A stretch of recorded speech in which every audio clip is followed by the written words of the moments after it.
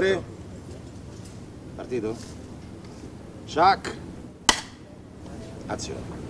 Pierfrancesco Favino torna alla Mostra Internazionale d'Arte Cinematografica di Venezia da vincitore 2 anni fa della Coppa Volpi come miglior attore. Quest'anno è protagonista addirittura in 2 film, Comandante di Edoardo De Angelis che ha inaugurato la mostra e Adagio di Stefano Sollima, entrambi in gara per il Leone d'Oro di Venezia 80. Ricordando quel giorno, ricordando anche quello che Venezia e la mostra rappresentano per me anche nella decisione di fare questo mestiere. Insomma, io venivo qui da spettatore, da ragazzo, e pensare di aver fatto questo percorso è meraviglioso. Aver vinto la Coppa Volpi è una di quelle cose che capita a pochi e di cui sono orgogliosissimo, e aprire la mostra quest'anno è un orgoglio, e avere addirittura 2 film non me l'aspettavo. Si parla tanto nel film di legge del mare, e la legge del mare è precedente alla guerra ed è successiva alla guerra, ed è una legge che io personalmente credo sia una legge giustissima.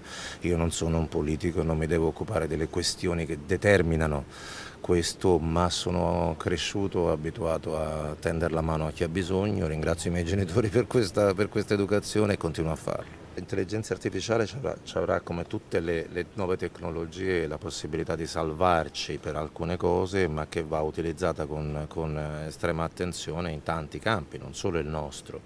Penso ai posti di lavoro, penso alla possibilità di disumanizzare il nostro mondo, e quindi bisognerà essere bravi a saperla utilizzare, però non la demonizzo. Alla mostra auguro, dicevo, tanta vita lunga, giovinezza, forza, capacità di sapersi rinnovare come ha sempre fatto, capacità di saper essere una luce all'interno del